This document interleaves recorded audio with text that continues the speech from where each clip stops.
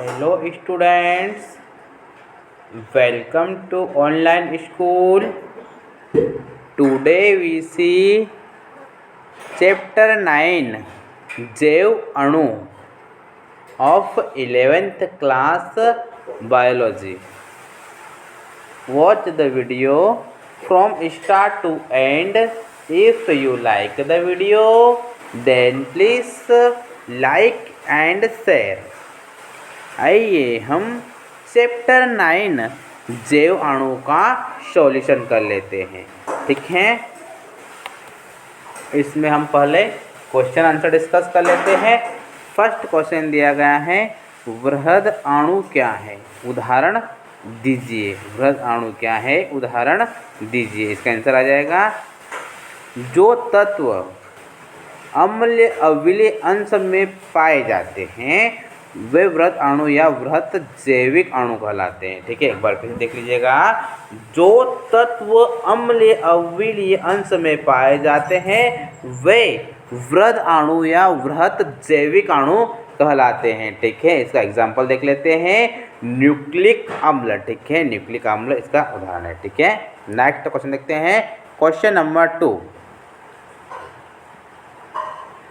Glycosidic peptide तथा फास्फोडाइड ester बंधों का वर्णन कीजिए।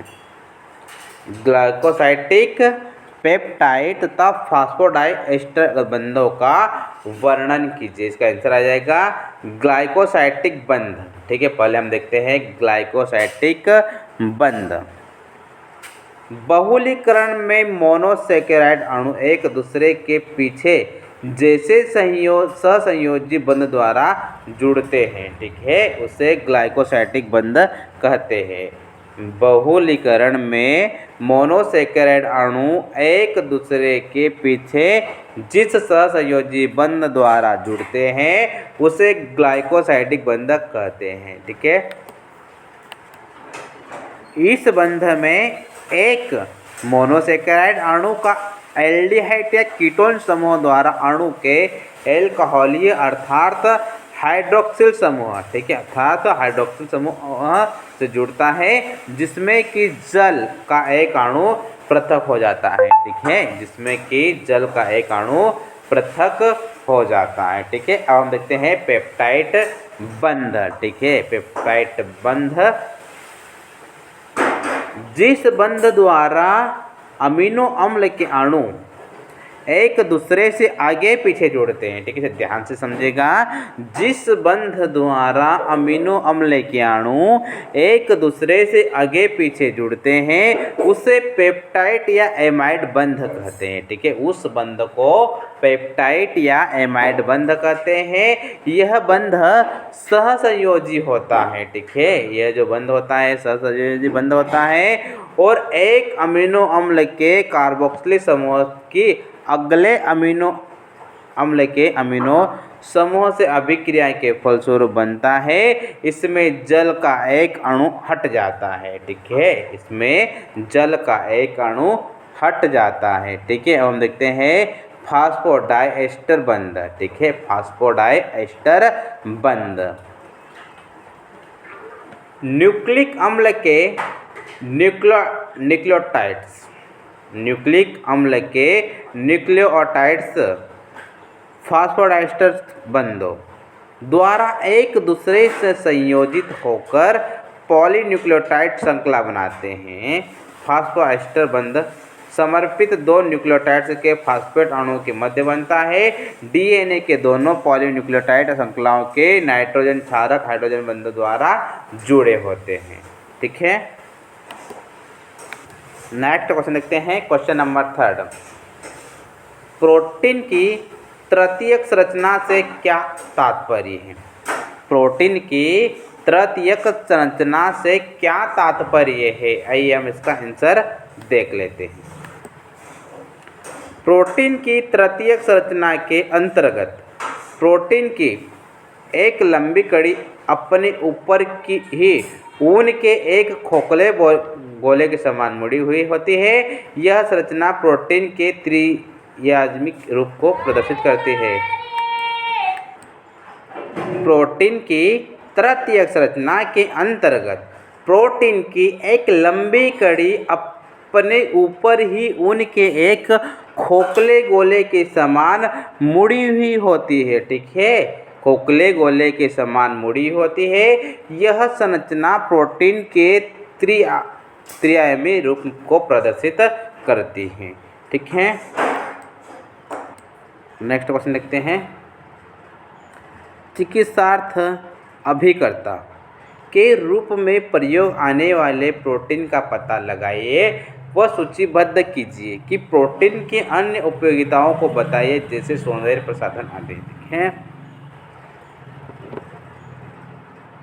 इसका आंसर आ जाएगा साइटोक्रोम सी, हीमोग्लोबिन तथा इम्यूनोग्लोबिन जी चिकित्सार्थ अभिकर्ता के रूप में प्रयोग आने वाले प्रोटीन हैं। प्रोटीन के निम्नलिखित कार्यों की वजह से इनकी उपयोगिता अधिक है। ठीक है, साइटोक्रोम सी, हीमोग्लोबिन तथा इम्यूनोग्लोबिन जी चिकित्सार्थ अभिकर्ता के रूप में प्रयोग में आने वाले प्रोटीन है। प्रोटीन के निम्नलिखित कार्यों की वजह से इनकी उपयोगिता अधिक है।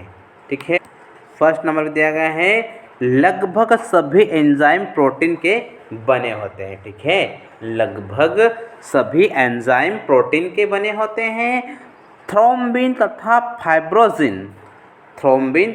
फाइब्रोजिन रुधिर प्रोटीन्स है जो चोट लगने पर रुधिर का थक्का बनने में सहायक होते हैं। ठीक है, थ्रोम्बिन तथा फाइब्रोजिन रुधिर प्रोटीन्स हैं जो चोट लगने पर रुधिर का थक्का बनने में सहायक होती है। ठीक है, नेक्स्ट देखते हैं एक्टिन तथा मायोसिन संकुचन प्रोटीन्स हैं जो सभी कंकालीय पेशियों के संकुचन में भाग लेते हैं। ठीक है, एक्टिन तथा मायोसिन संकुचन प्रोटीन है जो सभी कंकालीय पेशियों के संकुचन में भाग लेते हैं। ठीक है, रेशम में फाइब्रोइन प्रोटीन होती है। ठीक है, रेशम में फाइब्रोइन प्रोटीन होती है। कुछ हार्मोन्स जैसे अग्र पिट्यूटरी ग्रंथि का वृद्धि हार्मोन। ठीक है, कुछ हार्मोन्स जैसे कि अग्र पिट्यूटरी ग्रंथि का वृद्धि हार्मोन तथा अग्नाशय ग्रंथि से स्रावित इंसुलिन हार्मोन द्वारा शुद्ध प्रोटीन के बने होते हैं। ठीक है, नेक्स्ट पॉइंट देखते हैं एंटीबॉडीज या इम्यूनोग्लोबुलिन जो कि शरीर की सुरक्षा करती है। ठीक है, एंटीबॉडीज या इम्यूनोग्लोबुलिन जो कि शरीर की सुरक्षा करती है प्रोटीन से ही बनी होती है। ठीक है, जो कि प्रोटीन से ही बनी होती है। ठीक है, नेक्स्ट क्वेश्चन देखते हैं, क्वेश्चन नंबर 7। ट्राइग्लिसराइड के संगठन का वर्णन कीजिए। ट्राइग्लिसराइड के संगठन का वर्णन कीजिए। इसका आंसर आ जाएगा एक ग्लिसरॉल ऑफ ग्लिसरीन। ठीक है, एक ग्लिसरॉल अणु से एक एक करके 3 वसीय अम्ल अणुओं के 3 सहसंयोजी बंध द्वारा जुड़ने से वास्तविक वसा का अणु बनता है। ठीक है, के जुड़ने से वास्तविक वसा का अणु बनता है।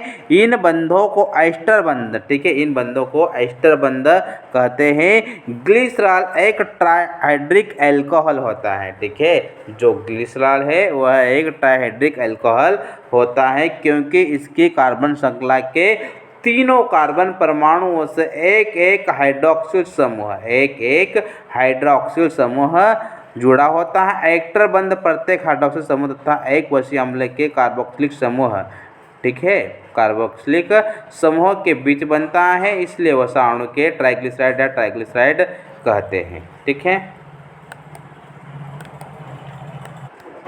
नेक्स्ट क्वेश्चन देखते हैं, क्या आप प्रोटीन की अवधारणा के आधार पर वर्णन कर सकते हैं? क्या आप प्रोटीन की अवधारणा के आधार पर वर्णन कर सकते हैं कि दूध का दही अथवा योगर्ट में परिवर्तन किस प्रकार होता है? इसका आंसर आ जाएगा दूध की विलेय प्रोटीन कैसिनोजन को अविलेय कैसिन में बदलने का कार्य रेनिन एंजाइम तथा स्ट्रेप्टोकोकस जीवाणु करते हैं। ठीक है, दूध की विलेय प्रोटीन कोसिनोजन अम्लीय केसिन में बदलने का कार्य रेनिन एंजाइम तथा स्ट्रेप्टोकोकस जीवाणु करते हैं। एक किण्वन द्वारा दूध को ही या योगर्ट में बदल देते हैं क्योंकि केसिनोजन प्रोटीन अवक्षेपित हो जाते हैं। ठीक है, नेक्स्ट क्वेश्चन देखते हैं। क्या आप व्यापारिक दृष्टि से उपलब्ध परमाणु मॉडल उपलब्ध परमाणु मॉडल का प्रयोग करते हुए जैव अणुओं के उन प्रारूपों को बना सकते हैं? इसका आंसर आ जाएगा बाल व स्टिक नमूना। ठीक है, बाल एंड स्टिक मॉडल। ठीक है, बाल व स्टिक नमूना के द्वारा जैव अणु के प्रारूपों को प्रदर्शित किया जा सकता है। ठीक है,